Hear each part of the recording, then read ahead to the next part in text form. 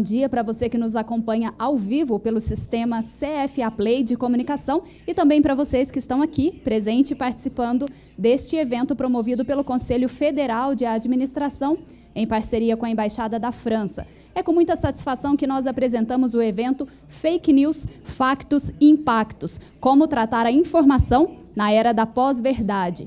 Eu gostaria de convidar para compor a mesa de abertura do evento o presidente do CFA, administrador Wagner Siqueira.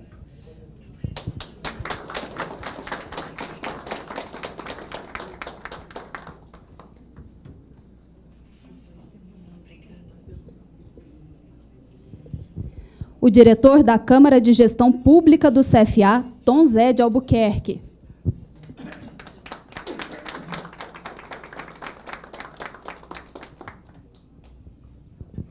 E o ministro da Embaixada da França, o senhor Gilles Pécassou.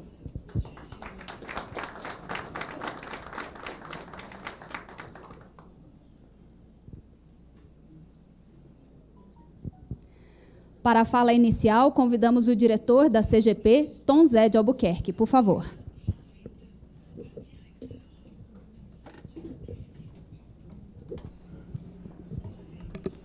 Bom dia a todos. Saudar aqui a mesa através do presidente Wagner, saudar o seleto público aqui presente através da presidente do Conselho Regional do Rio Grande do Sul, Cláudia. Nós estamos aqui a partir de um evento que tinha um propósito de instigar a sociedade, de provocar a sociedade com temas nevrálgicos. E, naquele mistério, esteve conosco o conceituado filósofo Gilles Lipovetsky. E, a partir daí, nós começamos a alinhar algumas ações com a Embaixada da França e estamos aqui para tratar de um assunto de extrema importância, eu diria de extrema gravidade. Não se trata só de uma questão política, a situação vai muito além. E a experiência dos expoentes aqui presentes da Embaixada Francesa, o ministro Adido, vem nos dar esse aporte, talvez seja vem pavimentar a forma de como nós tenhamos que tratar os fake news, uma vez que muito se ouviu falar do que aconteceu nos Estados Unidos, na Europa também, com a questão da União Europeia e a campanha do presidente Trump. E nós sentimos na pele, nos últimos meses, o quão grave é essa realidade, que avança no mundo corporativo, em várias searas e vários viés da administração pública no Brasil. E o CFA, dentro desse propósito, dentro dessa nova visão, com esse modelo de gerir do presidente Wagner, uma visão estadista, através da Câmara de Gestão Pública, cujo papel principal é criar novos cenários, alterar contextos, afetando diretamente a sociedade.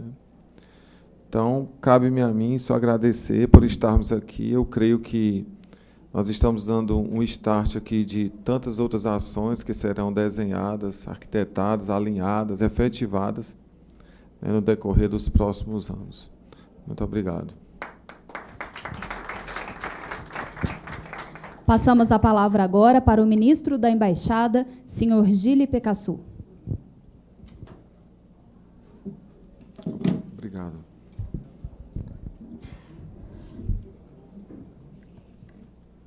Sim, acho que está bom. Só estou vendo a tradução. Não.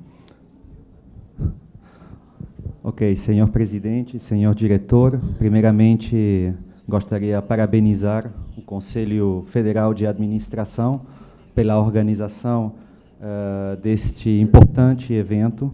Nós estamos muito felizes, somos muito felizes, estamos orgulhosos de ser parceiros desse evento, de contribuir com a presença de Patrick Le Bihan e de Dominique Cardon na reflexão brasileira sobre as fake news. Eu vejo que temos uma tradução, então, se me permitem, eu vou continuar a minha fala em francês, que é a língua oficial do meu país. Eu vejo que essa discussão com relação às falsas informações, eu diria sobretudo da manipulação das informações, que é uma noção pouco diferenciada, eu diria. Eu abriria também um parêntese aqui, dizendo a vocês que é importante parabenizar aos brasileiros, bem como as instituições brasileiras, pelo transcorrer das eleições. Vemos que é um importante momento da democracia que nos permite ver que as instituições brasileiras são sólidas e que o Brasil está muito ligado à sua democracia. Acredito que isso é o mais importante e mais importante mesmo que o resultado. E por este motivo a França está pronta a trabalhar com as autoridades brasileiras a fim de avançar rumo à amizade que já está estabelecida há muito tempo entre nossos dois países. Eu não vou me alongar muito no meu discurso, uma vez que eu quero passar a palavra aos verdadeiros especialistas, mas eu gostaria de dizer que tive a honra de participar de um seminário organizado pelo TSE há 6 meses sobre essa questão das fake news. Acredito que numa vida passada eu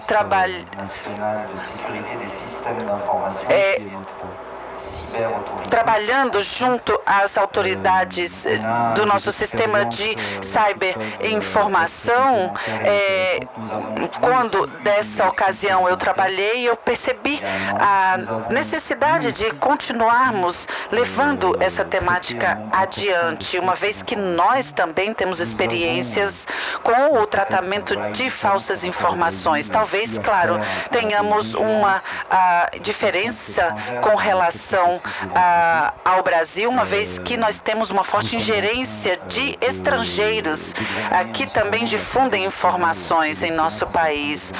Hoje, nós na Assembleia Geral e no Senado, na Câmara, estamos tratando um assunto bastante parecido, estamos em discussão, pois é a via que temos encontrado para ir adiante com essa discussão. E por isso que é tão importante aprendermos uns com os outros, e por este motivo estou tão contente de poder estar aqui contribuindo e participando com vocês dessa discussão. Muito obrigado.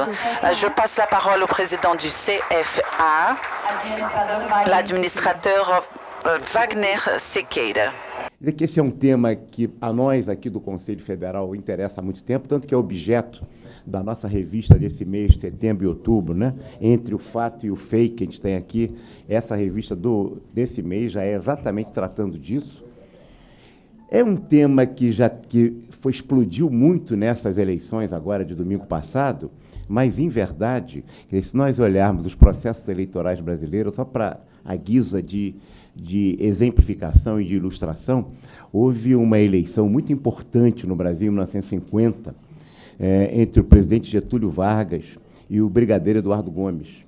E o brigadeiro Eduardo Gomes era um homem muito formal e tudo, e aí o Hugo Borg, que era assessor privilegiado do presidente Getúlio, criou um fake news naquela época, um boato, uma falsa notícia, né, de que o brigadeiro teria dito de que ele não precisava de voto de marmiteiro. Marmiteiro é porque, naquela época, não se tinha ainda restaurante nas empresas, as pessoas não tinham vale-refeição, as pessoas levavam dentro de suas marmitas, né, as suas comidas. E ele disse, não precisa de voto de marmiteiro. Isso teve um peso enorme na vitória do presidente Getúlio com fake news. E não paramos aí. Numa outra eleição presidencial, também direta, vencida a partir da substituição do final do mandato do presidente que construiu Brasília, o presidente Juscelino Kubitschek, e concorriam, então, 2 presidentes importantes. O Lott, o Marechal Lott, que tinha sido, né, uma figura histórica no Brasil, que tinha mantido pela espada a democracia, era o marechal da legalidade, né? E tinha o outro que era o Jânio Quadros, que foi o eleito. E o boato, o fake news daquela época, é que o Marechal Lott teria dito que eu farei na vida pública o mesmo que eu faço na privada. Quer dizer, e ao desfazer esse tipo de boato, que hoje não se discute isso, já era o fake news, já eram os dados, né, os boatos e as notícias falsas que se espalhavam, influenciando decisivamente em cima de processos eleitorais, como nós tivemos agora, de forma exponencial, essas circunstâncias. Não é à toa, o Brasil tem 130 milhões de usuários de Facebook, 120 milhões de usuários em WhatsApp. Veja que é uma quantidade enorme, 220 milhões de telefones celulares inteligentes, mais do que a nossa população de 210, que significa que muitos têm mais de um. Portanto, esta é uma presença bastante forte. Esse é um tema que, efetivamente, felizmente, o governo, o Tribunal Superior Eleitoral, a própria embaixada tem contribuído para essa discussão, de tal maneira que este evento é mais um grãozinho, é mais um tijolinho nessa construção de como a democracia discutir, superar e se defender dessas questões que, efetivamente, isso vai ser exatamente o objeto dos nossos conferencistas, né? Como superar essa dificuldade, porque sabemos todos que a democracia é um processo que se constrói permanentemente. Esperamos ter muita expectativa, ministro, e sei que há a possibilidade efetiva de se fazer a tradução de um trabalho importante produzido pelas Forças Armadas francesas em relação à manipulação da informação, né? E as repercussões que isso gera nos processos de construção democrática. Portanto, acho que, especialmente com preocupações também em relação à América Latina, acho que agregar informação com dados tão confiáveis, como as conferências que vamos ter hoje, como também esse trabalho que nós estamos solicitando que possamos traduzir para distribuir, né, oficialmente, efetivamente contribuem para a gente também trazer essa visão de uma democracia, né, que é a base do pilar do processo democrático, que vem desde a Revolução Francesa, não é à toa, né, Alain Zonfant, de la patrie, né, e, em verdade, liberdade, igualdade e fraternidade são questões fundamentais da Revolução Francesa que precisam sempre permear, né, o sistema do mérito também, que precisam permear sempre a construção da nossa sociedade. Portanto, agradeço a todos os presentes, particularmente agradeço, ministro Picasso, a efetiva contribuição do governo francês aqui com essa parceria tão produtiva, que eu tenho certeza que temos expectativa e esperança de muito maiores repercussões. Muito obrigado. Obrigada, presidente. Eu agradeço aos senhores e peço que retornem aos seus lugares na plateia, por gentileza. Pessoal, a gente vai ter 1 hora de palestra e depois os 30 minutos finais serão abertos para as perguntas. Eu chamo agora para dar início ao evento os palestrantes franceses Dominique Cardon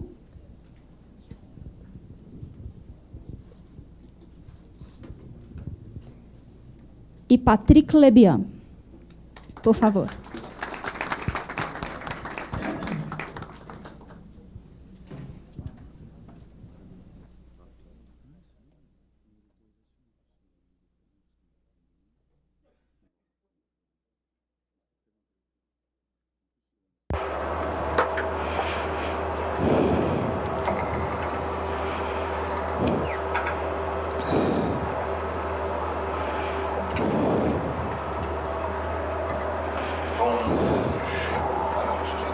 Bom dia, eu vou falar em francês. Eu gostaria de agradecer pelo convite.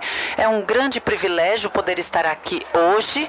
Eu gostaria de dizer a vocês que eu sou sociólogo e eu sou dirigente do Media Lab, que é um laboratório da Sciences Po que trabalha sobre a transformação da sociedade a partir do digital. E é a partir dessa premissa que eu gostaria de trazer a vocês trazer alguns resultados da minha pesquisa, além de algumas intuições pessoais, algumas linhas de interpretação sobre as análises que foram feitas sobre as fake news, tanto nos Estados Unidos quanto na França. Eu não vou falar sobre o Brasil, apesar de estar extremamente curioso e interessado em conversar com vocês sobre esse assunto também. A primeira coisa que eu gostaria de trazer a vocês fala de um evento histórico antigo que alguns de vocês devem conhecer, porque ele é sempre lembrado. Trata-se de 30 de outubro de 1938, onde Orson Welles, um grande ator americano, ele foi a uma rádio americana e ele encenou A Guerra dos Mundos, um romance futurista onde os marcianos chegavam nos Estados Unidos e massacravam toda a população. E ele encenou essa ficção, não é verdade? Essa narrativa ficcional no rádio. O título da imprensa e também a lembrança que temos desse evento é de um pânico total. A América teve medo. Ela acreditou que os marcianos estavam chegando em Nova York. E os nova-iorquinos, eles foram para o Central Park para fugir. Os hospitais estavam lotados. Vários suicídios aconteceram. Os americanos se armaram frente às forças marcianas que estavam chegando, as hordas chegando aos Estados Unidos. E isso, imagina, em 1938, numa rádio, uma encenação, e isso, na história da rádio, ficou conhecido por provocar um grande pânico, uma vez que a rádio conseguiu, de certa forma, sensibilizar e trazer um certo medo e fazer com que essa população agisse. Vivemos com essa história, mas essa história, na realidade, é falsa. Não houve suicídio, não houve gente nos hospitais. Simplesmente houve uma pequena parcela da população que perguntou aos seus vizinhos se isso é verdade, e os vizinhos disseram, não, isso é uma peça de teatro. Então, isso tudo faz parte dessa mitologia em torno dos casos que se contam. E eu sempre gosto de contar essa história para mostrar que a imprensa, tendo concorrido com a rádio e vendo a presença de alguém que falava e trazia algo que parecia tão real, isso dava o sentimento de que essa nova mídia estava agindo na consciência dos indivíduos de uma forma mais forte, mais imediata, mais sensível do que a imprensa escrita. E como sempre se buscava ver essa questão publicitária da imprensa, eles se deixaram dentro dessa voga se levar por esse tipo de história. E eu trago isso pois o paradigma que se construiu a partir dos anos 40 é chamado de uma influência exercida pela mídia forte, onde fazem algo para que haja uma modificação de comportamento, fazer com que as pessoas comprem, com que as pessoas votem.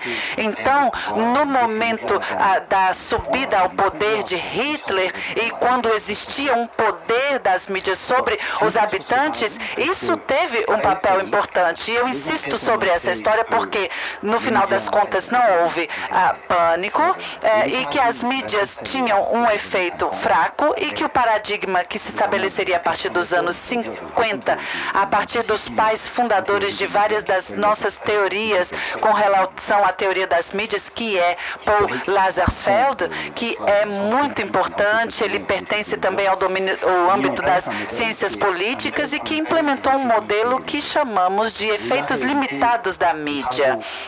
E os trabalhos em torno dessa questão, a partir de Paul Lazarsfeld, mostram que os efeitos eles são fracionados, eles se dão a partir das práticas sociais das pessoas, dos níveis de influência dessas pessoas, e tudo isso gira em torno das decisões políticas. E ele estabeleceu, então, esse modelo de Two-Step Flow Model, ou seja, ele mostra que existe um certo tipo de influência feito pelas mídias, mas que a verdadeira influência se dá a partir do momento em que existe uma conversa transversal, quando as pessoas conversam umas com as outras, difundindo essas notícias. E o debate hoje que nós temos aqui busca em conhecer os efeitos das mídias, e agora com essa questão das fake news, o Brexit, a eleição de Trump, as eleições na França, o que acaba de acontecer no Brasil, isso nos faz trazer à tona os paradigmas quanto aos fortes efeitos das mídias. E acredito que o debate hoje gira em torno de saber que, claro, sabemos que as fake news têm uma importância muito grande. Eu não estou buscando aqui diminuir os riscos, as inquietações, os debates que devem ser feitos, e além da necessidade de regulação, esse também é um novo fenômeno, mas eu fico me perguntando se nós não estamos fazendo demais, ou seja, dando às novas mídias sociais, assim como a rádio foi a nova mídia antigamente, de dar um poder excessivo, uma vez que estamos, claro, com pessoas que são de um pensamento um tanto quanto fraco, uma vez que mesmo que as pessoas se achem super racionais, elas caem nas armadilhas dos fake news. Será que nesse debate nós poderíamos ter um pouco de recuo, buscando melhor observar o fenômeno? E é o que eu vou tentar fazer, e eu vou trazer à lembrança de vocês, isso eu vou fazer brevemente, duas propriedades do ecossistema midiático e digital que se estabeleceram com a web. E aí nós vemos uma mudança grande, isso nos surpreende, isso nos incomoda, isso nos desorienta, e esses efeitos de desorientação não param de ser produzidos nos últimos 15 anos, e com os números que foram trazidos aqui sobre o número de brasileiros que utilizam o telefone celular e o WhatsApp, nós vemos toda a transformação desse sistema. Portanto, há vários fatores de transformação, e eu gostaria, de uma forma bem geral, destacar dois. O primeiro deles, eu peço desculpas pelos slides estarem em francês, mas a primeira coisa é que o espaço digital, ele não é plano, ok? A distribuição da visibilidade de um enunciado nos espaços digitais é incrivelmente desigual e distribuída. E isso é importante, pois na França isso foi um debate importante, porque não é só pelo fato de publicar algo na web que todo mundo viu. Quando escrevemos algo num grande jornal, ou quando falamos na rádio, imediatamente há uma grande audiência. Na web, a audiência não é imediata. E, na realidade, 99% da navegação digital acontecem a partir de 0,5% do conteúdo da web. O resto do conteúdo, ele é pouco visto por quase ninguém, e muitas vezes visto por ninguém. É muito importante lembrarmos desse fenômeno, e eu peço desculpas por trazer apenas exemplos mais franceses, mas essa é a minha realidade. Vocês sabem que o principal jornal francês é o Le Monde, e que tem uma conta Twitter com quase 8 milhões de inscritos, e o escritório que fabrica as maiores informações, que são as dominantes junto aos grupos de extrema-direita que produzem informação duvidosa e problemática, que se chama Igualdade e Reconciliação, possui 31 mil inscritos. Então, guardem essa noção na cabeça, ou seja, existe uma realidade digital que é muito distribuída, que é evidenciada nessa questão. Le Monde com quase 8 milhões de inscritos, enquanto que esse site 31.200, ou seja, nós vemos aí a disparidade. O segundo fator que eu gostaria de destacar em termos de estrutura, transformação do espaço público, isso a partir em razão do digital, é mais complicado, mas ele está realmente colocado no cerne das questões, no que diz respeito à interpretação do que podemos fazer sobre o que aconteceu no Brasil.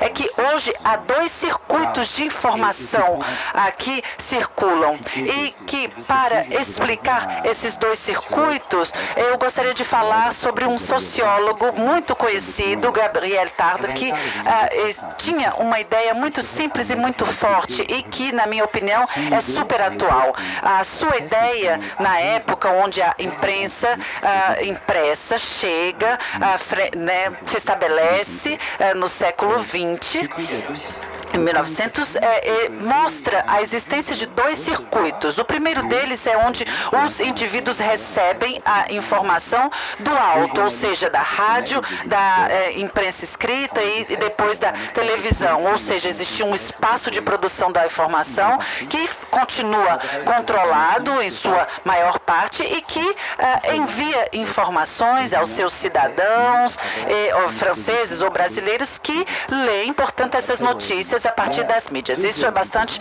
original. E o segundo componente, e aí é onde Gabriel Tarde insiste bastante, diz algo que nos agrada enquanto sociólogos, pois ele fala que o momento onde a informação entra na nossa vida, em nossas reflexões, onde nos apropriamos dela, não é a partir do momento onde você a escuta ou você a lê. É o momento onde você transmite essa informação para a sua família, para os seus filhos, para os seus colegas, as pessoas que você encontra numa academia, no sindicato, numa igreja, ou seja, no momento onde a minha conversa comum, aquela que me faz ser sociável, vai tomar como pretexto de conversa uma das informações que foi escutada na rádio ou lida no jornal. É o momento onde essa apropriação molda a sociedade. Na época de Gabriel Tarde, em 1900, e eu poderia dizer que até a chegada da internet, esses 2 circuitos de informação, eles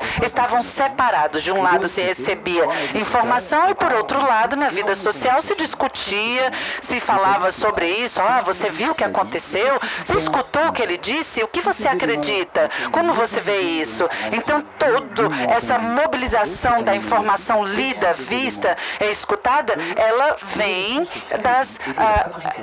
de uma fabricação cotidiana, comum e social. E eu gostei muito da sua intervenção, porque isso sempre aconteceu, ok?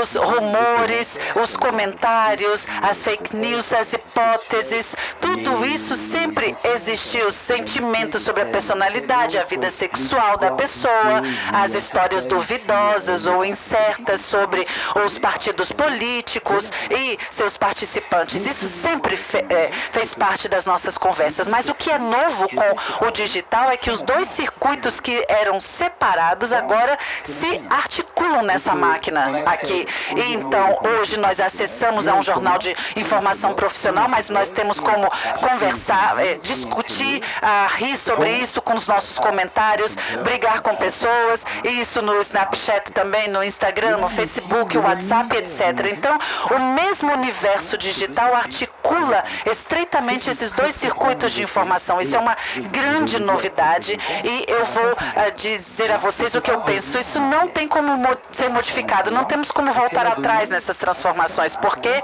isso trouxe um poder considerável aos indivíduos. Então, a ideia de podermos voltar atrás me parece impossível. Agora, com relação a esse debate sobre o fato de que os indivíduos compartilham qualquer coisa, uma vez que as conversas conversas mais comuns, elas giram em torno das coisas que são um pouco besteiras também. Então, uma ideia que se impõe nesse debate sobre as fake news é a ideia de que é um sistema desregulado, selvagem, não podemos fazer nada, não temos como controlar, os circuitos estão indo em todas as direções e não podemos fazer nada. O que eu diria sobre as pesquisas que temos feito sobre essas questões colocadas? Sim, estamos frente a um novo universo, completamente diferente, mas isso não quer dizer que não tenhamos como ter um sistema de regulação que possa ser implementado. E eu gostaria de falar rapidamente algumas coisas, e uma vez que eu preciso passar a palavra ao Patrick também, eu diria que o termo fake news ele é um termo mal elaborado, foi criado pelo Donald Trump, e eu acredito que o que foi criado pelo Trump e pela imprensa são fatos alternativos, sobretudo.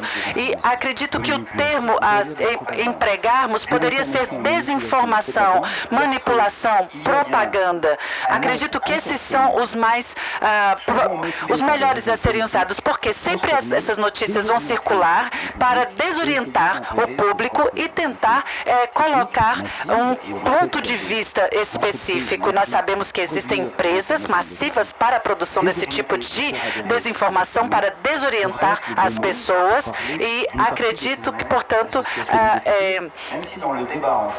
mesmo se frente a esse debate sobre as fake news, pelo menos na França e nos Estados Unidos, gira em torno também das ingerências estrangeiras. Vocês aqui não têm os russos, mas vocês têm os robôs, vocês têm também empresas que agora trabalham para a criação de notícias e que tem toda uma razão comercial. Enquanto que nos Estados Unidos eram jovens que inundavam o Facebook de notícias falsas simplesmente para beneficiar o sistema publicitário do Facebook. A falsa notícia mais compartilhada nos Estados Unidos era que o Papa Francisco apoiava Trump.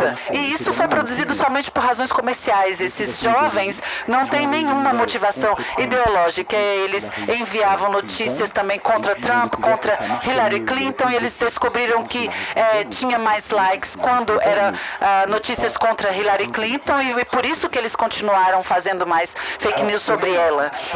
Então, isso me leva a fazer a primeira constatação, e eu gostaria que vocês entendessem bem que a realidade desses fenômenos de difusão, ou seja, robôs, russos, produção ideológica, produção comercial dessas falsas notícias, é considerável. Todos os trabalhos de pesquisa mostram que isso tem circulado bastante, todas essas tentativas que são múltiplas. Então, a partir disso, a constatação é clara: a produção de fake news massiva nos espaços públicos. A questão da pesquisa, e é uma questão que ainda não sabemos como responder, sabemos que existe uma forte difusão e que elas têm efeitos. Mas que efeitos são esses? E o momento preciso onde encontramos dificuldades junto às pesquisas, vemos que diz respeito ao fato de que essas notícias são difundidas, elas são vistas, e com essas teorias antigas que falam sobre os fortes efeitos das mídias sobre as pessoas, uma vez que eles são vulneráveis, eles têm um capital cognitivo fraco, então eles são influenciáveis e ingênuos. É, sem dúvida, uma realidade possível, mas isso para uma parte da população. Eu acredito, entretanto, que generalizar esse tipo de informação mascara as realidades mais fundamentais do espaço midiático nos dias de hoje. E eu gostaria de dizer algo sobre uma das obras de referência, um dos trabalhos de referência que foi feito por Yochai Benkler, em Harvard, acabou de sair, que é o resultado de uma pesquisa de ponta com análise de dados diversas e massivas sobre a web, e com a qual nós temos trabalhado em parceria. Nós temos feito também um trabalho bem parecido sobre a França. Eu não vou trazer esses resultados, mas nós poderemos falar um pouco sobre isso também. E a constatação feita por Yochai Benkler e os seus colegas diz que frente ao sucesso inesperado do populismo, que é o que tem acontecido, Brexit, Donald Trump, etc., uma das interpretações que as nossas sociedades estão fazendo diz respeito aos acusados imediatos, os culpados, que são as redes sociais, a publicidade, a propaganda, os robôs, a Cambridge Analytica, ou seja, todos esses argumentos defendidos mostram que é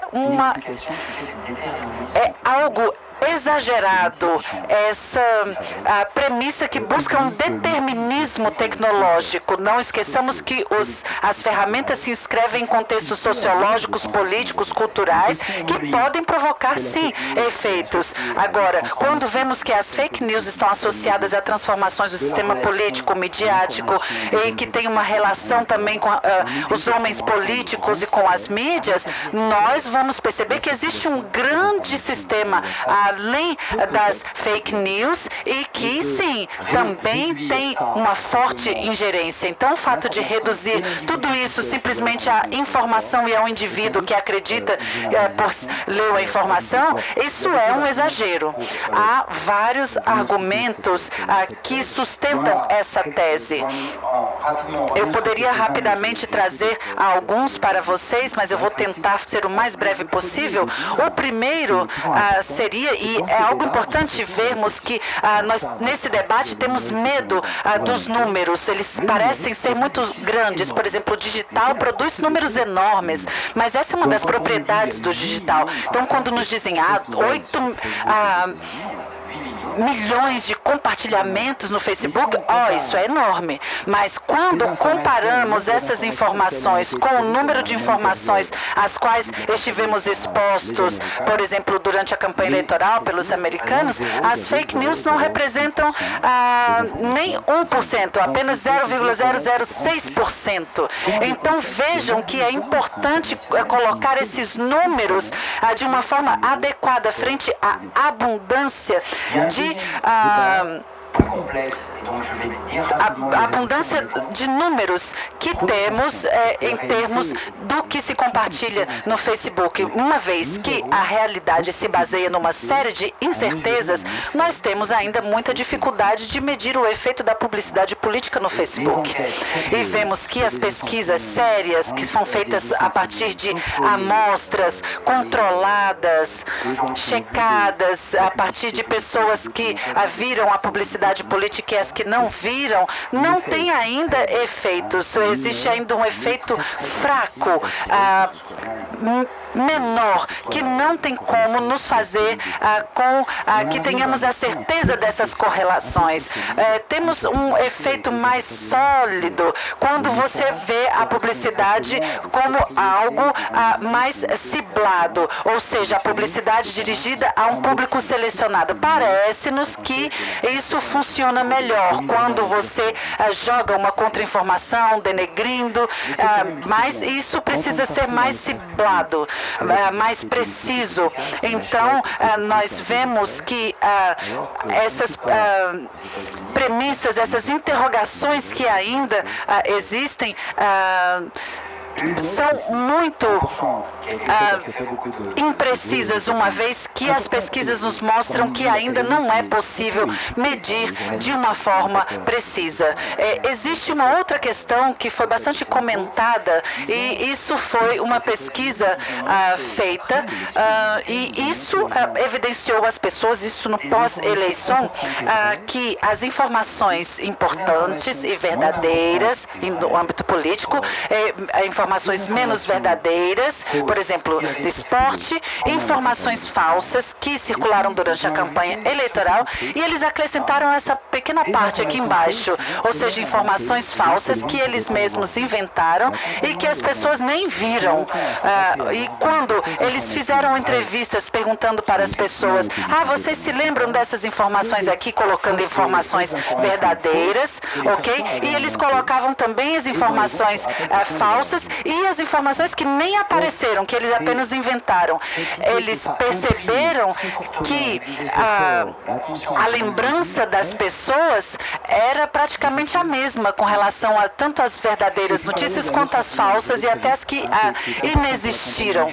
E outra coisa que é muito interessante, que foi vista na campanha americana e também na França, e sobretudo com Marine Le Pen, diz respeito às pessoas que se expõem fortemente aos sistemas de produção de falsa informação, são pessoas superpolitizadas e já convencidas. Portanto, é um mecanismo central na sociologia das mídias e que não está ligado ao digital. Isso se chama exposição seletiva, ou seja, nós preferimos nos expor aos canais de informação que correspondam às nossas próprias opiniões. E nos Estados Unidos, isso foi demonstrado, principalmente no Facebook, em termos de exposição às fake news, eram trumpistas já, e que gostavam de ver essas informações simplesmente para difundi-las. E agora eu quero ir ao cerne do argumento defendido por Yochai Benkler. Ele fez como um mapeamento da web. Isso é muito feito no mundo digital, que traz uma representação do espaço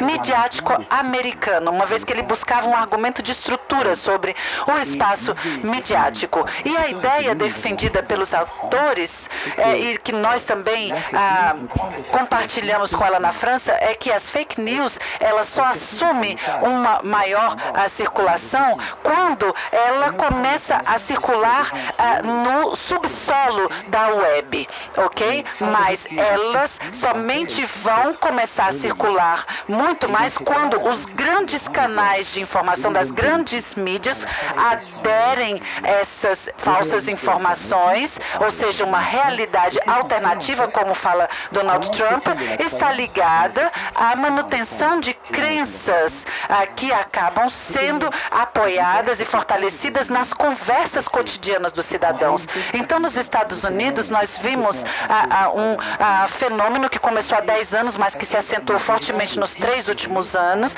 ou seja, uma grande fragmentação dentro das grandes mídias. Eu não falo de pequenos blogs ou pequenos sites, eu falo das grandes mídias americanas, onde nós vemos, por um lado, centro-esquerda e centro-direita. Essa transformação data dos talk shows dos anos 90, eu diria, mas ela sempre foi readaptada. E nós podemos ver aí os democratas em azul e os republicanos em vermelho, com essa representação das mídias americanas. Quando observamos aqui fevereiro de 2015, setembro de 2016 e aqui janeiro de 2018, nós vemos uma fragmentação entre os blocos de mídias republicanos e blocos de mídias democratas, ou seja, mais centro-direita e centro-esquerda. Na verdade, o que aconteceu na realidade nos Estados Unidos, e isso está no cerne da nossa discussão, é que não existe mais mídias de centro-direita profissional nos Estados Unidos. Ou seja, o eleitor republicano tem como fonte de informação a Fox News e a Breitbart. Fox News e Breitbart fizeram um tipo de golpe de Estado no interior do espaço midiático americano para assumir o local das mídias de centro-direita americana, a tal ponto que o Wall Street Journal e o Washington Post sejam considerados como liberais. Então, essa transformação aconteceu, e eu acredito ser uma operação levada adiante por Donald Trump, e ele exerceu uma pressão incrível, onde existe teses da extrema-direita que vieram ocupar o local da centro-direita, e isso através de Fox e Breitbart. Então, vemos que todo o sistema midiático tem se transformado. Você tem no interior do espaço e da esfera profissional de produção de informações as grandes mídias de informação que estão perdendo a solidariedade em termos dos valores de imprensa e que estão indo a partir ou em direção às suas crenças. Nós vemos aí Breitbart e a Fox como um exemplo muito forte. E eu tenho vários exemplos que eu poderia trazer a vocês, mas aqui temos um outro que fala de um sistema midiático que se estabeleceu com são mídias que são supervisíveis, que tomam as informações das mídias pouco visíveis, que geralmente emitem essas fake news, difundindo-as e acabam recebendo o apoio de grandes homens políticos, como foi o caso do Donald Trump no Twitter. E esse tipo de situação só funciona a partir de uma difusão ou de uma disseminação de uma ideia constante de que as outras mídias mentem, que não dizem a realidade, não respeitam os fatos. E a fabricação dessa ideia, onde finalmente dentro dessa bolha temos as grandes mídias e as pequenos escritórios produtores de falsas informações, além das redes sociais e homens políticos importantes, nos mostram que se fabrica uma nova informação, uma nova realidade. Na campanha americana houve fake news de extrema direita e de extrema esquerda e que podem ser comparadas, e é isso que os pesquisadores fazem, esse tipo de comparação. E aí tivemos duas informações que podemos comprovar que na base elas são falsas. E claro, elas criaram um debate, mas a factualidade não foi mostrada, evidenciada de forma forte. A primeira diz respeito ao fato de que Donald Trump, há 20 anos, violou uma mulher. E ela fez esse depoimento e depois isso foi mostrado como uma notícia falsa. Os liberais democráticos começaram a difundir essa informação. Uma vez sendo desmentida a informação, os republicanos pararam de enviar as informações, uma vez que ela não era verdadeira e que não deveria ser publicada. E, claro, é importante respeitar a deontologia habitual, ou seja, a qualidade da fonte.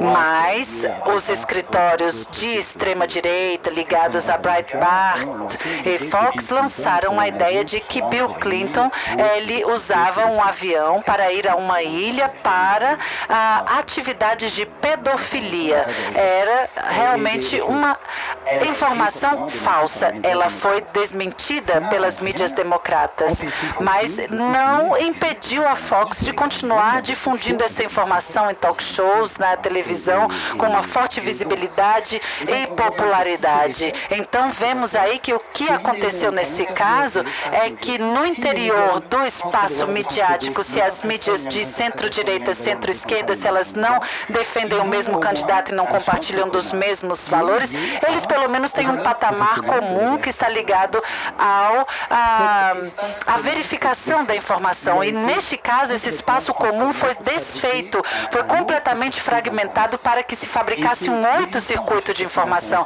E a existência desse circuito de informação sustentado pelos políticos importantes, mídias importantes e os escritórios de criação de falsa informação que fomentou o mecanismo de fake news nos Estados Unidos e que colocou essa ideia central.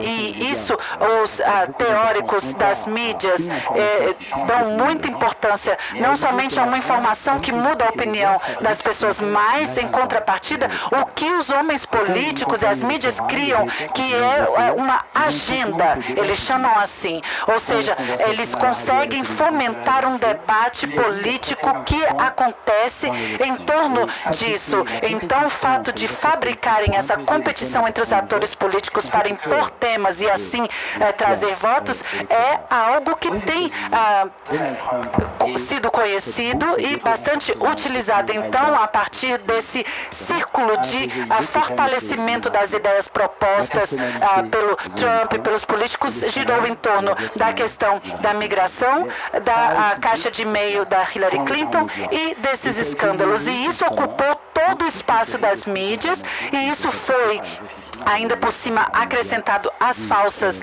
notícias difundidas pela Fox News e Breitbart. E uma pesquisa mostra que a cobertura do New York Times, um jornal liberal, digamos, democrata nos Estados Unidos, deu mais primeiras páginas aos escândalos supostos escândalos de Hillary Clinton do que as suas propostas. Então, esse novo circuito de informação trouxe à agenda pública novos assuntos e que agora estão exercendo um papel central nas discussões. E eu terminaria dizendo que as fake news produzem efeitos dentro de um sistema midiático que tem se transformado. O mesmo estudo foi feito na França com relação às eleições de Emmanuel Macron. Nós vimos várias fake news que circularam, mas que tiveram pouca visibilidade. Vimos também que elas circularam em Facebook com várias informações duvidosas. Também houve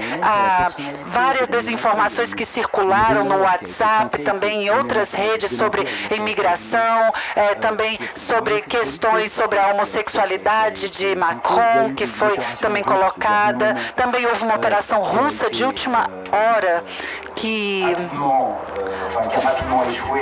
fracassou rapidamente, de tão ruim que ela era. Então, nós tivemos, sim, um espaço de produção de falsas informações. Em contrapartida, as grandes mídias na França são super solidárias com relação aos seus valores profissionais. Isso não quer dizer que os jornais de centro-direita, como Le Figaro, e de centro-esquerda, como o Le Monde, não apoiou seus candidatos e trouxe suas interpretações cheias de viés. Nós temos estabelecido um sistema de verificação por parte dos jornalistas, todos eles, tanto de direita quanto de esquerda, ou seja, a comunidade de jornalistas agora verifica as informações. Assim sendo, as grandes mídias, os grandes jornais, a televisão, eles agora não se ligam às informações que saem desse porão, digamos assim, de fake news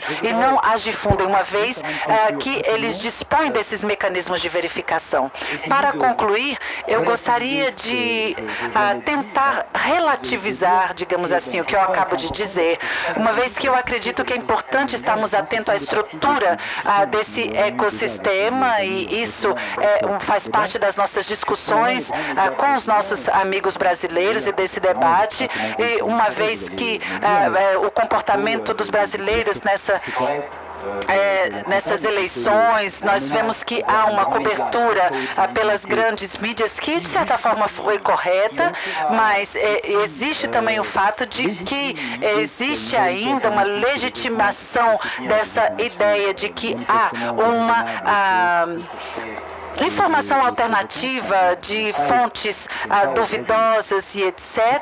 também existe. Então, um mistério que eu diria sobre a situação brasileira é a existência de um outro circuito. O que eu falei sobre Gabriel Tarr, desses pequenos circuitos de conversa, onde a influência das grandes mídias é fraco, porque eles podem difundir informações que não são circuladas, mas neste caso aqui, elas têm circulado sim, de uma forma viral.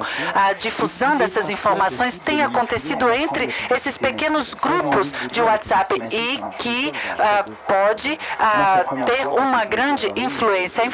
Essa questão da publicidade massiva, ela funciona num primeiro momento, mas no segundo momento ela se enfraquece.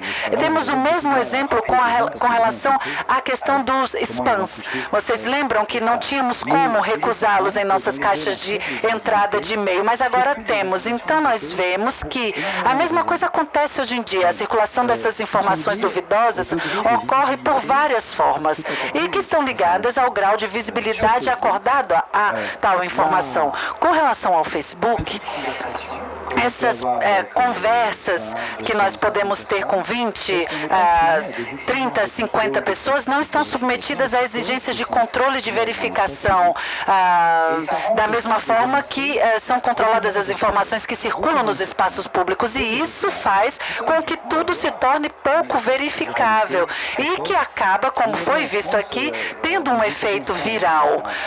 E na França nós não tivemos um fenômeno tão forte como o que tem acontecido com o WhatsApp no Brasil, mas nós temos páginas de Facebook que aparecem num dia e na semana seguinte desaparecem, que tem uma audiência relativamente forte, não tão forte, mas relativamente forte, mas que conseguem difundir informações mais de extrema direita. Uma coisa interessante com relação às fake news é que a extrema esquerda ela é bastante incompetente na produção de fake news. Existe um diferencial muito forte e eu vejo que a mesma coisa aconteceu nas pesquisas americanas. É a extrema direita que produz facilmente falsas informações.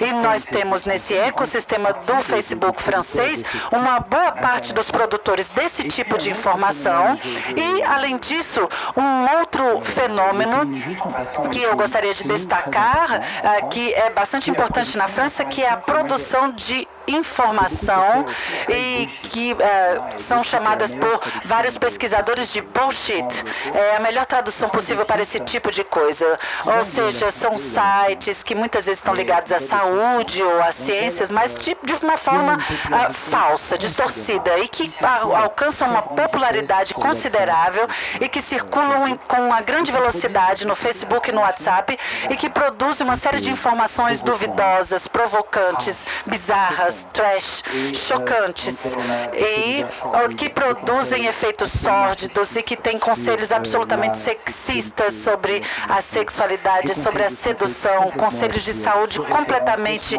absurdos. E nós vimos um estudo de Stanford, um estudo que saiu dizendo assim, você deve dormir do lado esquerdo para não ter câncer. Então, esse tipo de informação que circula muito rapidamente e que faz parte dessa discussão, que deve aumentar. Nós não sabemos o quanto as pessoas estão lendo isso e o quanto isso tem um alcance ou uma ingerência em suas vidas. E acaba que as pessoas acabam difundindo porque isso as provoca, essas notícias, ou as fazem rir, ou alimentam uma conversa. Então, há várias situações que nos fazem difundir uma informação, mesmo que não acreditemos nela. Às vezes você se diz mesmo, isso não deve ser verdade, mas eu vou difundir. Então, há vários elementos que alimentam a difusão dessas informações. Então, para terminar, eu diria que é importante vermos se a difusão dessas falsas informações e essa viralização demanda condições sociais de possibilidade. Me parece que nesse debate sobre as fake news, parece que simplesmente existe, por um lado, informações e, por outro lado, as pessoas de pensamento fraco que vão difundi-las. Eu acho que isso é muito raso para a nossa reflexão, pois nós vemos que existe uma influência que está ligada às condições sociais de possibilidade dessa influência e que também estão ligadas à circulação da informação no conjunto das representações políticas e sociais desses indivíduos. Então, eu acredito que o sucesso da circulação das falsas informações no Brasil está muito ligado também ao discurso da televisão evangélica, do estabelecimento de várias temáticas que se impuseram na agenda política ligada a essa questão da insegurança, da corrupção, ou seja, esse conjunto de coisas que foi constituído pelo ecossistema informacional fez com que, de repente, a informação que chegue ao meu telefone me dê vontade de acreditar nela e mesmo de difundi-la para os meus colegas e os meus próximos. Obrigada.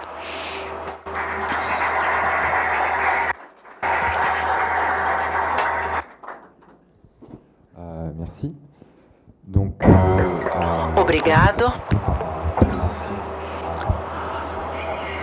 Eu gostaria de me apresentar e falar um pouco sobre as pesquisas que eu faço para que vocês entendam as observações que eu vou fazer. A minha pesquisa aborda a teoria dos jogos frente aos sistemas políticos. A teoria dos jogos é uma linguagem matemática que foi desenvolvida para estudarmos tudo o que diz respeito a interações estratégicas.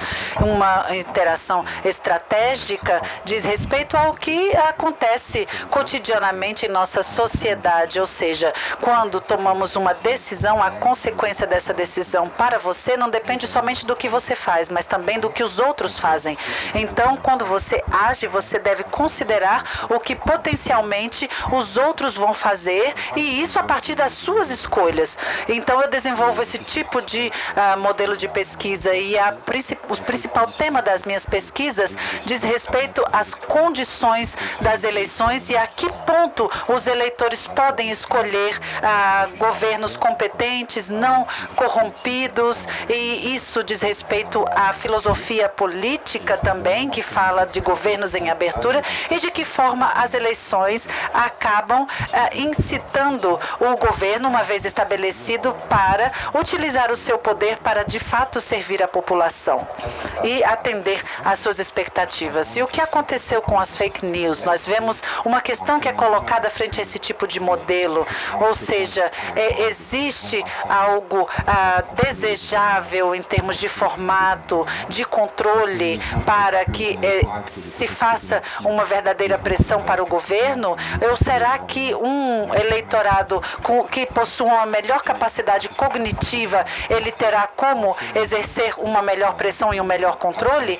E terceira questão, uma vez que essa informação será transmitida a diferentes atores, o fato de que uma pessoa diga algo diferente sobre isso, de que modo isso pode me influenciar a mudar a minha opinião? Então, dentro desse contexto, que perguntas podemos nos fazer, por exemplo, sobre as condições e os impactos das fake news dentro da nossa sociedade, e de que forma esse impacto seria efetivo com relação aos resultados eleitorais, pois se as fake news fizeram os eleitores de Trump mudar um pouco suas crenças, mas não seus votos, vemos que as fake news não têm um poder talvez tão grande sobre a mudança da opinião das pessoas. Então, quais seriam as suas implicações em termos de interação entre população e governo, população e eleitorado, a partir da compreensão dessas fake news? E eu gostaria de falar também sobre duas observações que provavelmente vai surpreendê-los, pois no debate público, de uma forma geral, e nas mídias, e bem como na filosofia política, temos a ideia de que o eleitorado poderá controlar melhor o governo a cada vez que mais racional e mais educado esse eleitorado seja. E nós vimos isso no século XIX, mesmo no século XX, vários países que tinham limitações em termos de sufrágio universal, pois eles diziam que para que a democracia funcione bem, a população precisa ter uma melhor capacidade cognitiva, precisa ler, precisa ser melhor educado. Uma questão interessante ligada à teoria dos jogos, e não somente para as eleições, mas de uma forma geral, mostra que uma pessoa de capacidade cognitiva menos forte, menos racional, ele não vai ter problemas em relação à sua interação com as demais pessoas, ok? E bem como o fato de que se uma pessoa tem uma melhor capacidade cognitiva, ele é mais culto, ele vai diminuir a difusão das fake news. Isso não há uma ligação. Há modelos que foram comparados, e isso é um pouco difícil de explicar agora, pois eu não disponho de tempo, mas vemos aqui, supondo que alguém me dê 10 euros e eu devo alocar esse recurso, 10 euros, entre mim e Dominique. Então, se ele me disser sim, eu vou repartir esse dinheiro com ele a partir da forma que eu quiser. Se ele disser não, ele fica com 0 euros, eu com 0, e eu vou devolver esse dinheiro para a pessoa que me passou recebeu esse dinheiro. Se Dominique é interessado apenas pelo dinheiro, e se eu sei que ele é assim, eu vou propor para ele €1. E ele, como é melhor do que zero, ok, e eu fico com 9. Agora, se Dominique tem a reputação de ser alguém bastante emotivo, que não consegue muito controlar suas emoções, ele é impulsivo, é bem verdade isso. Eu vou me dizer, então se eu propuser apenas €1, ele vai me jogar o dinheiro na cara. Então eu vou propor talvez 5. Não, 6, eu fico com 6, ele 4. Então, o fato de que Dominique não seja alguém tão racional, que é tão emotivo, vai melhorar o resultado para ele, porque ao invés de obter €1, ele pode chegar até 5. Então, há modelos da teoria dos jogos sobre as eleições que funcionam um pouco da mesma forma, ou seja, o eleitorado que às vezes age de forma impulsiva, meio de raiva, ele faz com que o governo pense, será que esse eleitorado não vai deixar então eu fazer nada, deixar passar nenhuma falcatrua, alguma coisa assim, uma vez que eles estão sempre ali emotivos, brigando.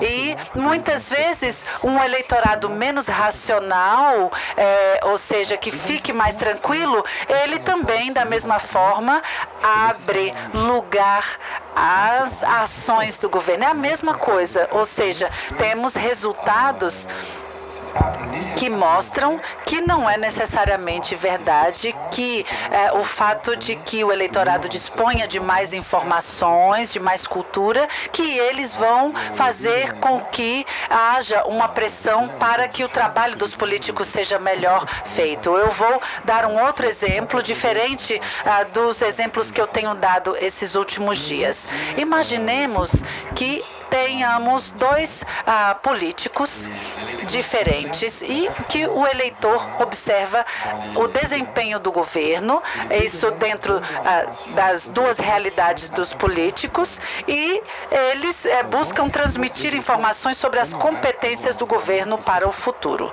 E os eleitores querem um governo competente. Então, nós temos, dentro desse contexto, informações sobre o que pode acontecer em termos políticos. Admitamos que o primeiro aspecto seja, por exemplo, quanto de dinheiro o candidato conseguiu recolher para apoiar a sua campanha. Nos Estados Unidos isso também acontece e, de certa forma, nós podemos pensar que um governo que está em medida de atrair mais contribuições financeiras dá a impressão de que a pessoa é mais competente, pois geralmente não se dá dinheiro a um candidato que se acredita que ele é incompetente. Então, quanto mais dinheiro ele recebe, mais reputação ele tem. Então, um trabalho a realizar. Por exemplo, ele tem a sua performance e ele tem outro viés que pode trabalhar, agir a partir de outros elementos de informação. Isso faz com que o governo seja pressionado com relação à transparência, a mostrar as suas competências uma vez que ele recebeu dinheiro. Agora, a forma como ele vai agir vai ser diferenciada. Por exemplo, se o eleitorado não tem informações sobre o montante que foi investido na campanha deste candidato, ele vai dispor de menos informações e, por conseguinte, ele não vai ter certeza da competência deste governo. Então, vemos que, em função do tipo de informação que o eleitor detém, existe uma incidência sobre o comportamento do governo e, muitas vezes, nem todas as informações são as corretas. Há informações que, talvez, para o Estado seriam preferíveis de nem circularem. E isso diz respeito respeito realmente à questão das fake news.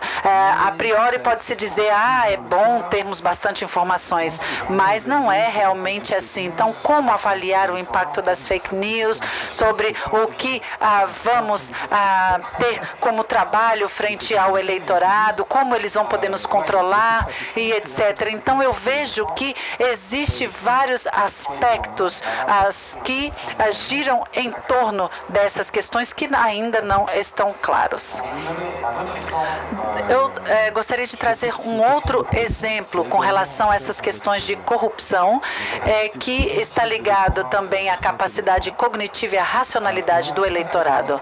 Existem vários modelos que mostram que você pode ter exatamente o mesmo sistema eleitoral, exatamente as mesmas instituições políticas, entretanto, exista uma forma de agir completamente diferente dependendo da realidade do país.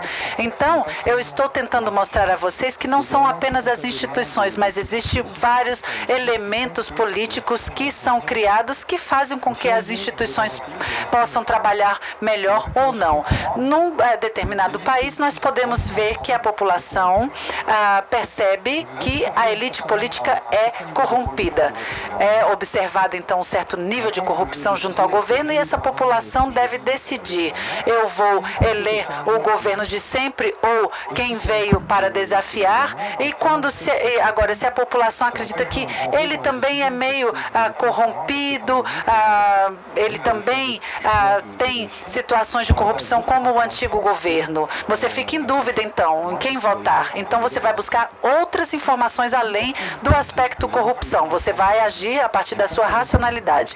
E se você percebe que o conjunto desses políticos, apesar da questão da corrupção, há outras ferramentas de trabalho, você começa a pensar diferentemente. Então, frente a toda essa realidade, por exemplo, quando o eleitorado compreende que os políticos têm sim um certo nível de corrupção, a informação sobre a corrupção não vai ter o mesmo peso na hora da reeleição do que teria em um país onde o nível de corrupção é fraco ou inexistente. Então, são parâmetros que se mostram completamente diferentes em termos de crenças dos eleitores frente à realidade do país. E o que isso tem a ver com relação a fake news, a questão cognitiva, etc. Imagine se você tem um eleitor emotivo e diz: eu não aguento mais essa corrupção. E ele sabe que ele não tem como modificar essa corrupção, uma vez que todos os todos os candidatos são, de certa forma, corruptos. Então, ele diz: escuta, não tem muito jeito, eu estou tentando encontrar um equilíbrio aqui, mas eu não encontro nenhum candidato que não seja corrupto. Então, existe aí a criação de um novo fenômeno, ou seja, um eleitor que está cada vez mais emotivo, está menos racional, pois ele está com raiva da situação, e aí ele vai ser mais vulnerável às fake news. E eu não conheço muito bem a história brasileira, nós estamos aqui há 3 dias discutindo com algumas pessoas, mas eu tenho o sentimento de que, de certa forma, é mais ou menos o que aconteceu aqui. Esse sentimento de corrupção generalizada por parte dos eleitores, e aí eles não pensaram em fazer a diferença racionalmente. Não, vamos mandar todo mundo embora e vamos tentar algo diferente para ver se as pessoas, pelo menos que foram mandadas embora, o governo que foi deposto, comece pelo menos a pensar no que ele fez e que possa voltar de uma forma mais reflexiva. Eu acredito que esse tipo de mudança pode, talvez, trazer um equilíbrio futuramente, mas isso ainda é objeto de pesquisa. E com relação ao fake news e ao efeito das fake news nesse aspecto que eu acabo de evocar, também nos traz muitas incertezas. E aí, falando sobre o que Dominique mencionou, sobre o efeito sobre as crenças e o voto das pessoas a partir parte das fake news é algo muito difícil ainda de ser medido. Isso por uma forma por algo muito simples que foi dito por Dominica. Como você disse, a exposição seletiva. No meu âmbito de pesquisa, isso chama o viés de confirmação. O que isso quer dizer? Nós vemos que no âmbito psicológico, nós não gostamos, como seres humanos, quando nos dizem que estamos errados. Se você está frente a alguém e aí alguém te diz você está errado, você não vai gostar. Nós preferimos quando as pessoas dizem que nós temos razão. E o que isso quer dizer? Que nós temos a tendência de ler as mídias que vão dizer coisas que nós acreditamos, que nós gostamos. Então, o que acontece com as fake news? É muito difícil saber se as pessoas que leem as fake news acreditam nelas ou se elas acreditavam já, de certa forma, antes. Então, não tem como saber se o eleitor de Trump ele foi convencido pelas fake news e assim decidiu votar pelo Trump, ou se ele já ia votar no Trump e que ele acabou lendo para se divertir e acabou difundindo essa informação. Então, é extremamente difícil, mais ou menos a história do ovo e da galinha. É por isso que, no momento, ainda vemos que é muito difícil encontrar os efeitos, eles ainda não foram confirmados, e isso por causa desse viés de confirmação. O que alguns pesquisadores tentam ver com relação à existência ou não desses efeitos é um estudo exógeno, ou seja, se escolhe a informação que você lê de forma endógena, mas o que aconteceria se elas viessem de fora? E, nesse sentido, 3 grupos foram criados. O primeiro grupo é inscrito gratuitamente num jornal de esquerda, um segundo grupo inscrito gratuitamente num jornal de direita e um terceiro grupo com o qual não vamos fazer nada, mas vamos medir o percentual de voto para tal ou tal candidato em função dos dados, das informações exógenas que essas pessoas receberam. E um estudo mostrou, isso foi bem interessante, porque foi antes daquela mudança dramática das mídias americanas, e em Washington, eles colocaram o Washington Post, o Washington Times, para esse grupo de controle, e acho que esse estudo foi do início dos anos 2000, e o Washington Post, que era de esquerda, e vimos que ele aumentou o percentual de votos para os democratas em 8%. E nós vimos que, por outro lado, o outro jornal conseguiu aumentar também o número de votos para os democratas em 4%. Talvez os jornais não eram tão de direita ou tão de esquerda assim. Nós vimos aí um efeito que não é forte, de uma forma geral, e por isso se torna tão difícil a confirmação por conta desse viés de confirmação, ou seja, dessa exposição seletiva. Com relação à teoria dos jogos ainda, eu gostaria de falar sobre a difusão das informações e esse caráter ruim que elas possuem. Nós, no debate junto às mídias, tendemos a dizer, olha, cuidado, porque se as pessoas começam a difundir somente as ideias que são acordes às suas opiniões políticas, as pessoas vão se fechar em bolhas, e isso é muito ruim para a informação da população de forma geral. De novo, é algo muito complicado, e dentro da teoria dos jogos, vemos que falar às pessoas que são próximas a nós ideologicamente facilita muito mais a nossa comunicação do que quando fazemos essa comunicação com alguém que não compartilha das mesmas ideias. Da mesma forma com os jornais, você vai ler muito mais facilmente, você vai aceitar muito mais facilmente um jornal que expresse ideias de acordo com as suas. Agora, vemos que com relação a esse viés de confirmação, ele pode ser positivo para a transmissão de informação. E aí temos o seguinte argumento. Você é um eleitor de centro-esquerda, habitualmente você vota pelos democratas e você pode até votar pelos republicanos, dependendo da situação. Por exemplo, se o candidato republicano for muito mais competente do que o democrata. Você não dispõe de muitas informações sobre essa eleição, você quer fazer a pergunta a alguém que parece ser melhor informado que você para que ele te ajude a escolher entre o candidato democrata e o republicano. Se você fizer essa pergunta a um republicano, e ele disser, olha, vote para o republicano. Aí você pode dizer, ele está enviesado, é interesse dele a falar que eu vote pelo republicano. E como eu tendo a votar pela centro-esquerda, eu não vou considerar tanto essa informação, porque você vai dizer, não, ele tem um certo viés político que é diferente do meu.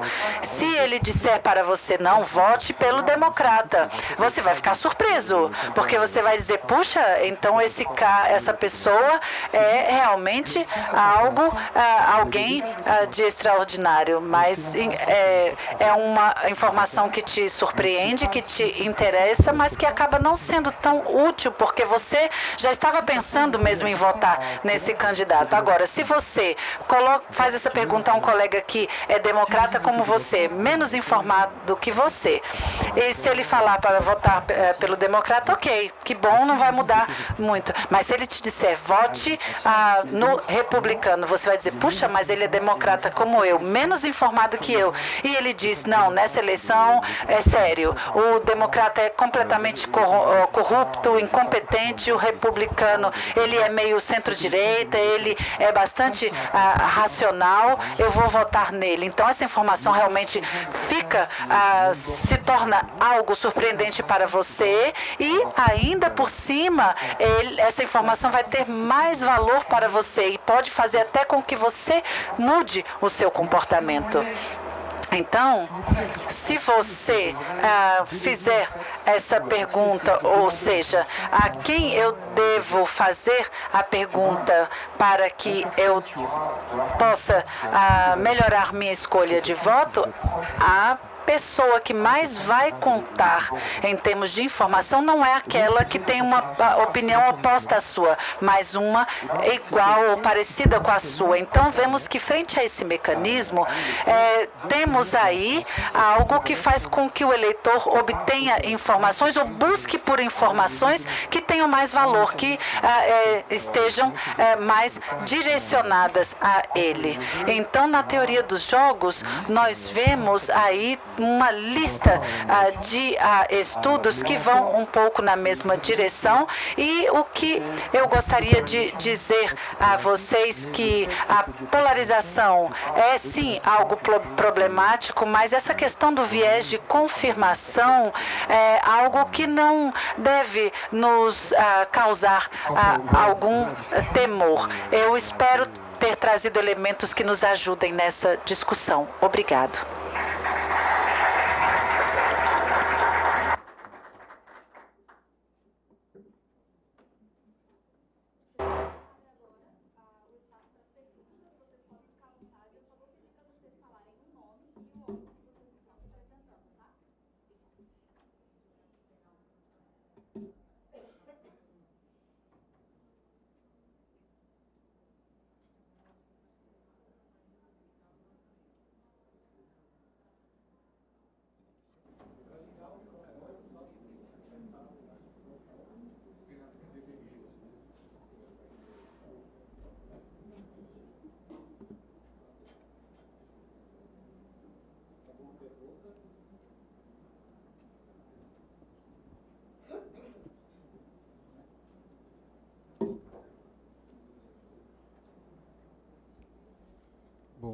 Bom dia. Bonjour à tous et à toutes. J'aimerais féliciter a apresentação e pelo convite. O meu nome é Diogo, eu sou pesquisador formado pela Universidade Federal de São Paulo e eu estou trabalhando de forma independente em alguns projetos ligados à tecnologia. Eu elaborei um método para contribuir, para rastrear e para a propagação de fake news nas redes sociais.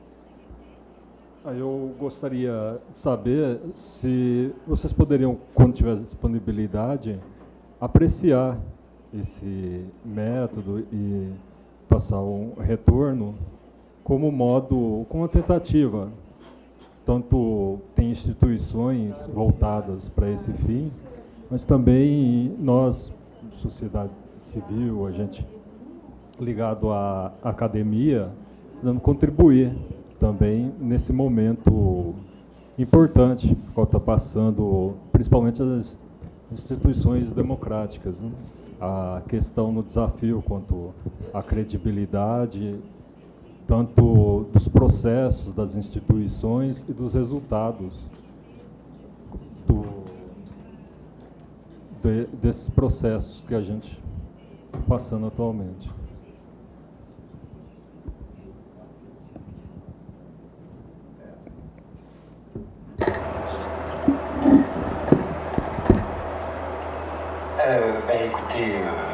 Bem, sim, será um prazer poder discutir sobre o seu método. Há também métodos digitais, vários dispositivos que têm sido implementados. Eu ia buscar para mostrar um dos métodos que nós utilizamos, mas quem sabe nós poderíamos conversar os dois juntos depois.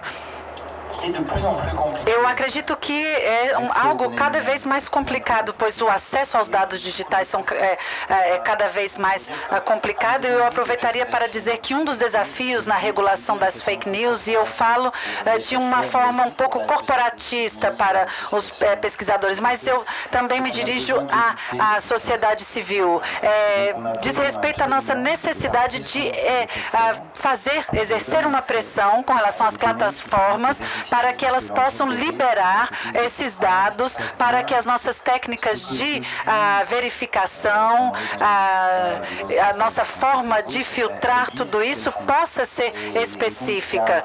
Então, eu vejo que existe um desafio aí entre o regulador, as comunidades de pesquisa e também a sociedade civil, associações, etc., que são muito importantes. Precisamos ter um verdadeiro acesso aos dados para verificá-los.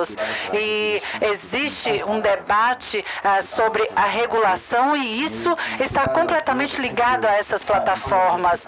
Então, é necessário que nós façamos uma pressão para que eles liberem esses dados e nós, por o nosso lado, precisamos fazer esforços para a verificação desses dados. O Facebook tem contribuído com certa dificuldade e o WhatsApp ainda é mais difícil por causa da criptografia e etc. Na verdade, então essa é a minha opinião pessoal, eu não sei se você compartilha dela, mas nós precisamos sim, principalmente na França, temos trabalhado para que na hora das auditorias sobre algoritmos e dos dados seja feita de forma bastante autônoma. Je m'appelle Marie-Isabelle, je suis étudiante de jornalisme dans l'Université catholique de Brasilia. Bien, et ça c'est tout que j'ose parler en français. Bien, falar em francês até aqui. Canho, posso falar? O antigo diretor do país, Antônio Canho, ele disse em uma palestra que, apesar de fake news causar um caos informacional no meio digital, ela também revalorizou o papel da imprensa como fonte confiável de notícias. E eu, como jornalista, e talvez até um pouco como ingenuidade, eu sempre acreditei na credibilidade dessas mídias tradicionais, né? Até você falar do caso da Fox News e insistir no caso da pedofilia dos Clintons. E aí eu te pergunto, como que a gente pode fazer para resgatar a credibilidade do jornalismo e não deixar se levar por essa era da desinformação?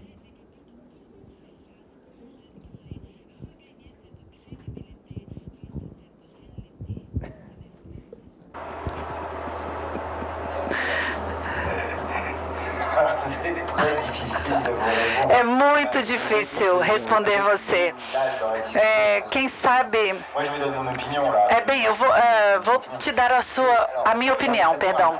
Existe inicialmente um ponto complicado para os pesquisadores, mas e como eu vejo que há pesquisadores aqui, mas eu diria que também é para todo mundo, para os cidadãos, pois o debate sobre as fake news nos coloca frente a uma situação bizarra, pois vemos o trabalho tradicional da imprensa que passa o seu tempo mostrando que, de certa forma, não existe verdade. Todo fato tem sua interpretação, tem ângulos, tem formatos, tem a narrativa, a seleção dos fatos retidos para formular um artigo na imprensa, ele tem as suas nuances. Então, no fim das contas, talvez não exista uma verdade única ou absoluta.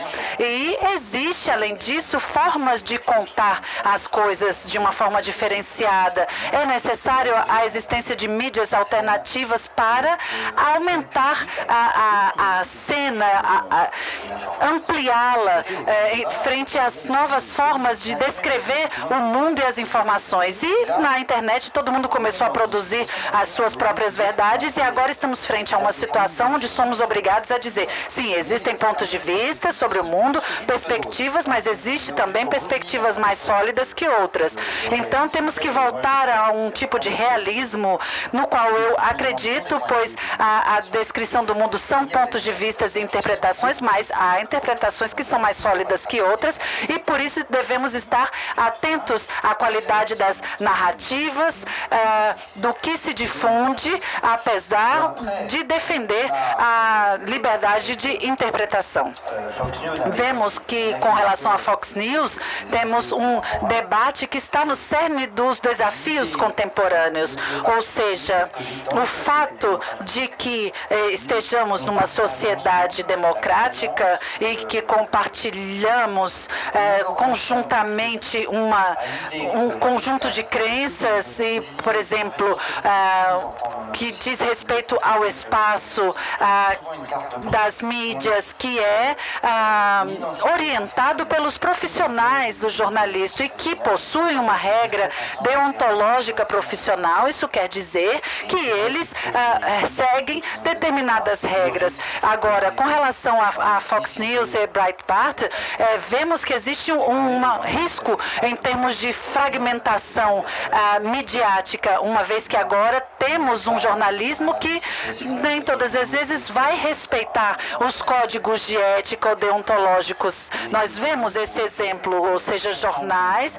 que, sabendo da falsidade da informação, continuam a insistir nela, a martelar no assunto. Então, nós vemos que essa fragmentação tem se tornado uma das formas de corromper a identidade profissional do jornalismo. Então, eu acho que esse é um valor que devemos defender fortemente, mas com uma certa inteligência política, pois quando eu digo isso, alguém pode me dizer, sim, mas todo mundo está de acordo.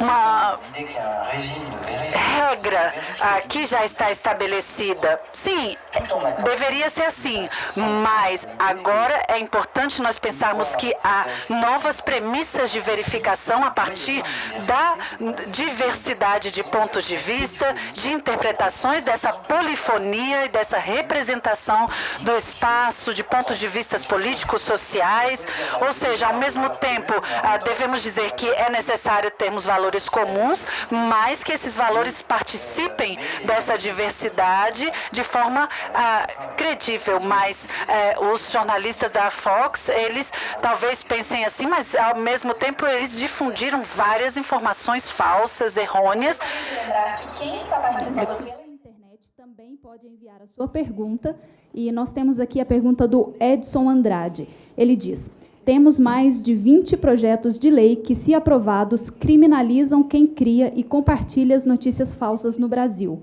Qual a opinião de vocês sobre criminalizar? La penalização.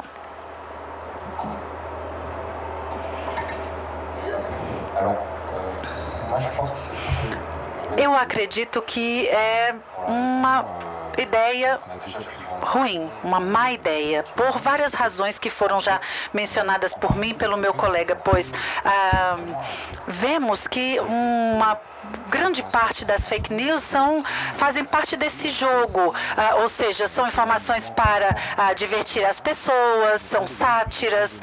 E um exemplo que eu gosto sempre de trazer é de um site francês que se chama Gorafi, que é recente, de certa forma, ele existe há alguns anos, recente com relação às fake news, mas é um site que se diverte publicando notícias que geralmente são falsas, mas que eles fazem isso para brincar com a vida política, se divertir com suas sátiras. E a primeira vez que você acessa o site e começa a ler, você fica realmente na dúvida se aquilo é verdade ou não. Agora, imagine se nós começarmos a criminalizar as fake news, nós vamos criminalizar um site como esse, que tem o objetivo de brincar, de rir dos políticos e etc. O que acontece também, muitas vezes, é que os homens políticos na França acabam pegando essas informações desse site e circulando-as, difundindo-as. Agora, se eles mesmos utilizam desse tipo de informação, que muitas vezes é para rir deles, como nós vamos fazer com que exista uma criminalização de coisas que estão ligadas à liberdade de expressão, ou seja, estamos brincando, rindo de alguém, de um político que é uma figura pública, e são informações que são feitas, transmitidas, acreditando-se que o público está entendendo que é uma brincadeira, que não é uma coisa séria. Então, eu vejo que dentro desse tipo de nuance, nós temos uma dificuldade.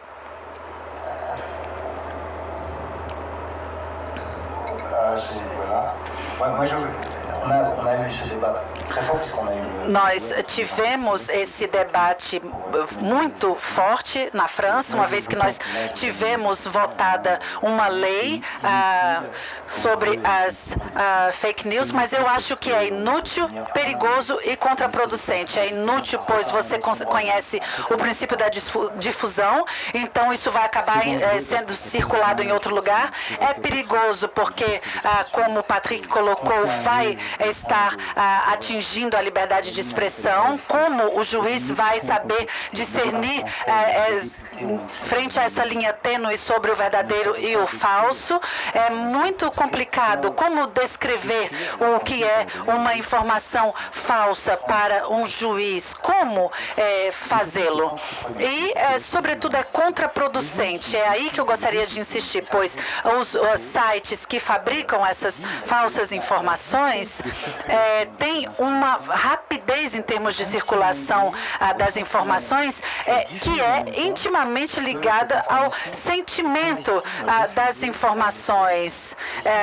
E uma vez essas informações se tornem clandestinas, ou seja, censuradas pelas instituições, nós vamos fortalecer a circulação dessas informações. Ou seja, o fato de que eles foram censurados, impedidos, eles vão continuar a produzir ideias, ou seja, você sabe o que está acontecendo?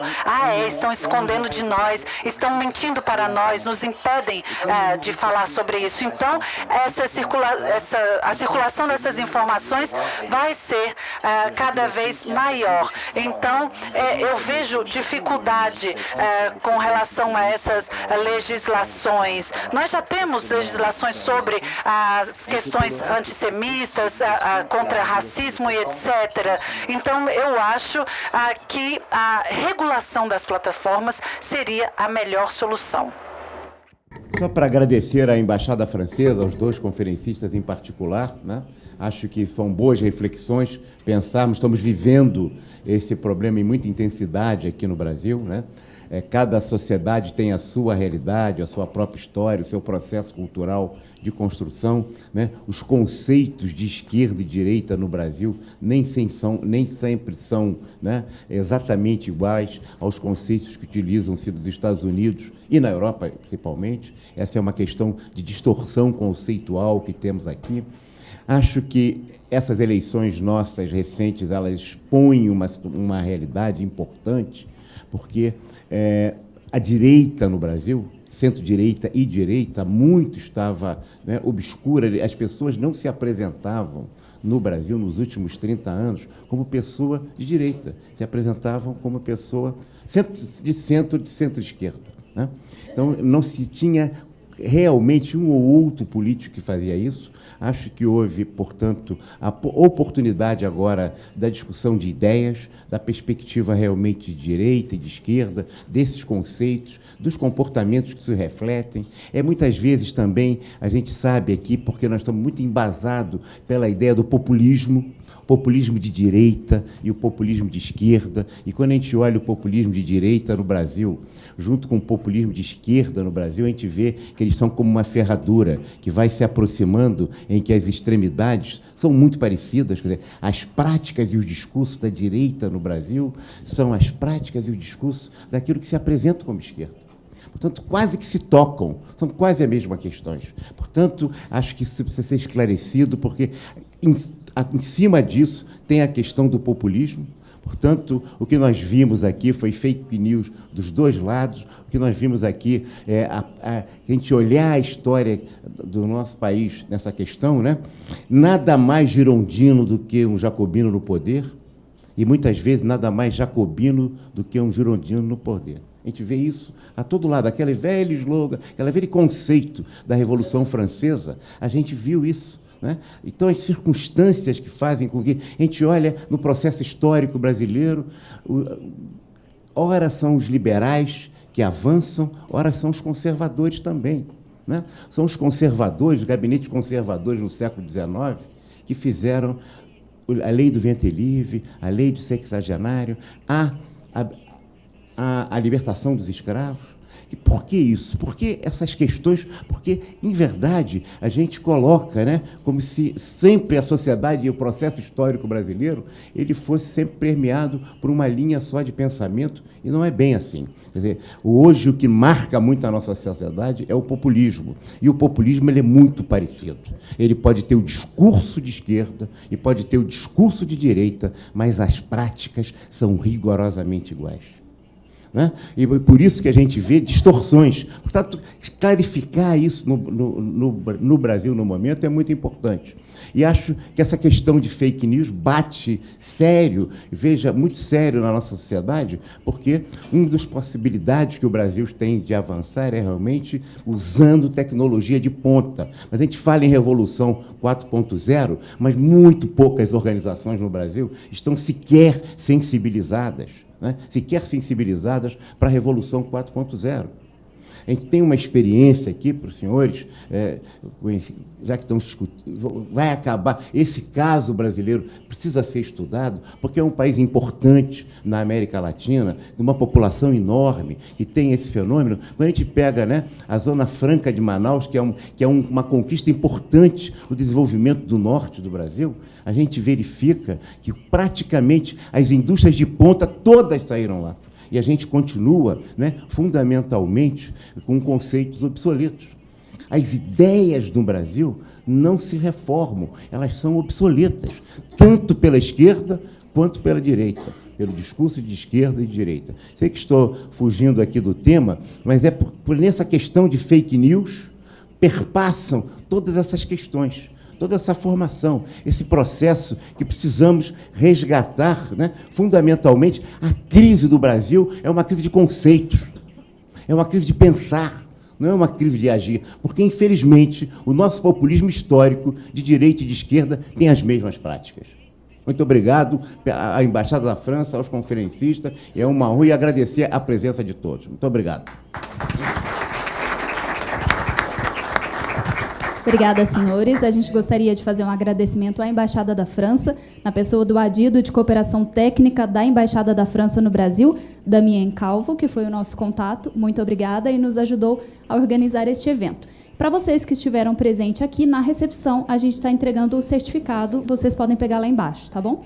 Muito obrigada. Obrigada a você que nos acompanhou ao vivo pelo CFA Play. Lembrando que essa apresentação fica na íntegra no nosso Facebook e também no YouTube. Até a próxima.